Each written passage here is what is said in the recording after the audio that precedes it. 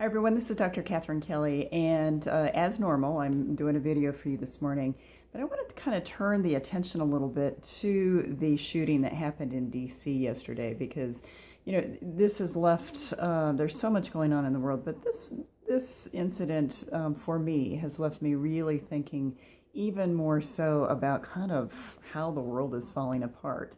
And I want to kind of touch base with you about my favorite author. Her name is Pema Chodron, and one of my favorite books that she wrote is When Things Fall Apart. And this was actually provided to me by a therapist I was seeing years ago when I was going through a separation. I had left a marriage that was really unhealthy and was going through a lot of changes. It was changing my spiritual beliefs. It was changing kind of my personal beliefs, my social beliefs, kind of all of that. And when we have incidences that really shake us, we feel like our world is falling apart. And, when we think about what is going on in the world right now, it appears as if it's falling apart. I'm not going to lie about that one. It appears as if it's falling apart. But we also have to remember that things have to break down. The stuff that's not working has to break down and get our attention. We have to feel bad enough in order to change something. And you've heard me say this over and over again, that we don't change unless we're tired of ourselves or situations, because we have to feel it badly enough to finally get up and do something about it. And I was in the shower this morning thinking about what I was going to talk about, and one of the things that I realize about the world, and we talk about this in therapy sessions every day, is how numb we become to the things that are uncomfortable for us. We find ways to numb ourselves. Whether it's through food or drink or work or playing too much, or really we can look at any of the vices that are out there. So drinking, smoking, anything that is that helps us cope or helps us keep our attention away from the tough stuff. We do generally fall back on that. But it's time for us not to avoid. It is time for us to, instead of avoiding looking at the fact that the world's falling apart, it is really important for us to really look at it and dissect what's happening. When I was watching the news coverage last night about the shooting, so many things became obvious to me. I mean, obviously, the divisiveness of what's going on in the country is just smeared across the screen. It has been ever since way before the election, certainly during the election, certainly during the inauguration. I mean, our divisiveness is smeared. But obviously, that's not working for us. It is not working for us. So that's all over the screen. But the other thing that was coming up for me is, again, this gun law thing. There are people out there that have problems that are getting guns and are basically they're not being screened enough. The people who are screening don't know what to screen for, but they don't know what to fix. Well, someone's got to go in there and fix that. But what are we doing? We're turning blinders.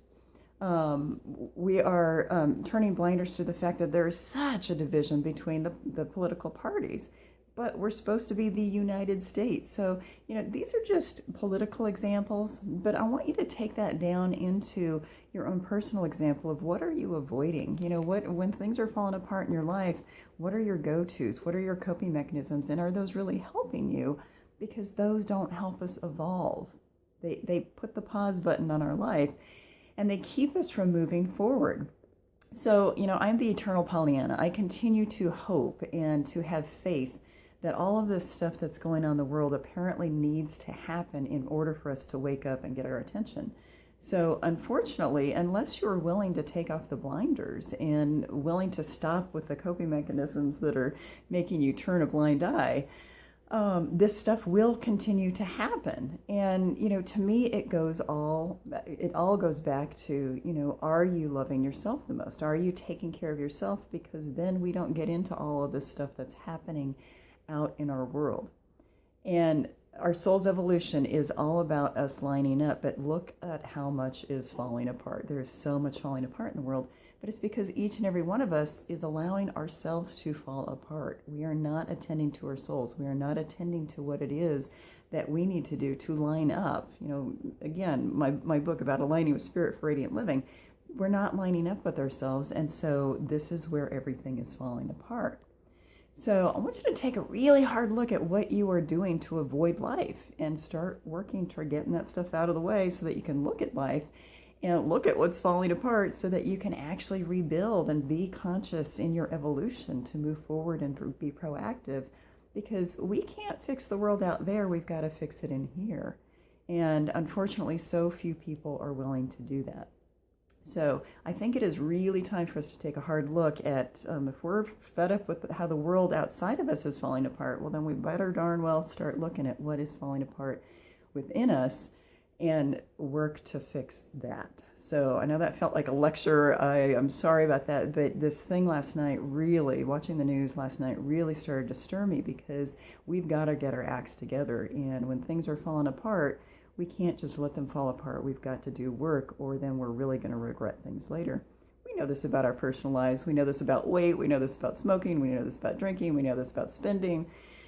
So if we don't get our acts together individually, the collective is not going to get together. So what my call to action for you today is, what are you going to do to get your act together? What are you going to do to help keep you from falling apart, and instead really tighten up who you are and align with yourself, because that's where we feel the strongest. So give that some thought. I would love to hear your thoughts through Facebook, or you can email me, or you can get on my website and also send me messages through that.